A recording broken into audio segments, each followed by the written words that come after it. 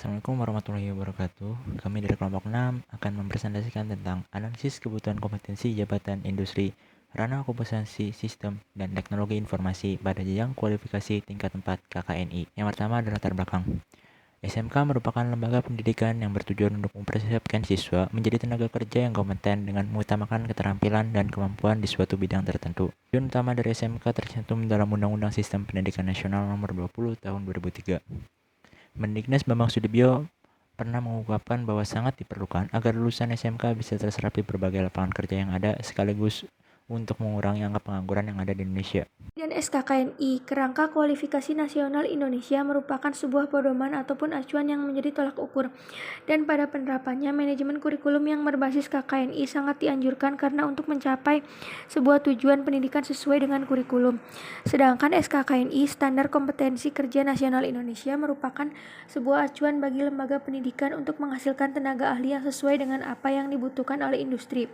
Penyelenggaraan ujian sertifikasi profesi bidang TIK dikembangkan dan dikelola oleh Balai Pelatihan dan Pengembangan Teknologi Informasi dan Komunikasi BPP-TIK. Dalam peningkatan mutu, maka diperlukan sertifikasi guru yang dibutuhkan untuk memenuhi kebutuhan dalam meningkatkan kompetensi profesional. Kemudian, guru yang profesional adalah kemampuan guru untuk melakukan tugas pokoknya sebagai pendidik dan pengajar yang dapat memenuhi 4 kompetensi guru sesuai dengan UU RI tahun 2005 tentang guru dan dosen.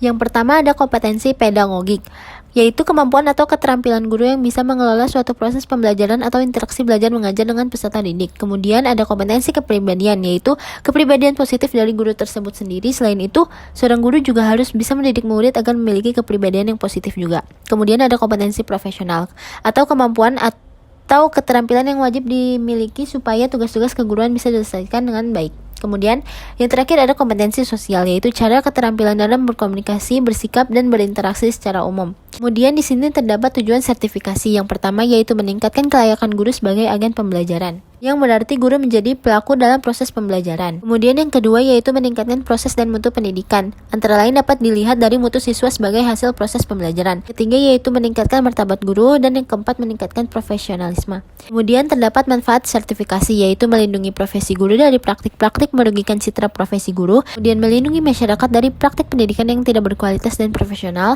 dan yang terakhir meningkatkan kesejahteraan ekonomi guru. Ranah okupasi TIK. Okupasi adalah sebuah penempatan atau penggunaan. Ranah di sini yaitu terhadap profesi, area fungsi, Information System and Technology Development, yang mengacu pada dokumen IS Kurikulum 2010 yang berisi tentang pedoman kurikulum program sistem informasi dalam membuat konsep, peran, dan fungsi untuk masa depan yang memiliki persyaratan kurikulum dalam memenuhi karakteristik profesi. Ada 4 bidang utama profesi yang harus diintegrasikan melalui sebuah kurikulum. Yang pertama ada profesional SI di berbagai bidang. Yang kedua ada profesional SI memiliki keterampilan berpikir kritis dan analitis yang kuat di lingkungan global yang kompetitif. Yang ketiga ada profesional SI harus menunjukkan etika yang kuat dan memiliki impersonal yang baik dalam berkomunikasi dan bekerja sama di dalam tim. Dan yang terakhir ada profesional SI harus mampu merancang dan mengimplementasikan solusi dari teknologi informasi guna meningkatkan kinerja dalam organisasi. Untuk mencapai target profesi yang sesuai, diperlukan adanya sebuah pengembangan kurikulum yang terjadi di instansi pendidikan jurusan sistem dan teknologi informasi untuk menghasilkan lulusan yang sesuai dengan kualifikasi di dunia industri. Oleh karena itu, terdapat beberapa hal yang perlu diperhatikan dalam pengembangan kurikulum, yaitu yang pertama, memperhatikan konten kurikulum, di mana konten kurikulum ini harus berisi tentang proses, keilmuan, dan nilai-nilai yang terkandung di dalamnya. Dan yang kedua, penyesuaian dengan kebutuhan pasar atau dunia industri. Penerapan KKNI ini di tingkat 4 khususnya, ternyata belum sesuai dengan kualifikasi yang sebenarnya ada di dunia industri.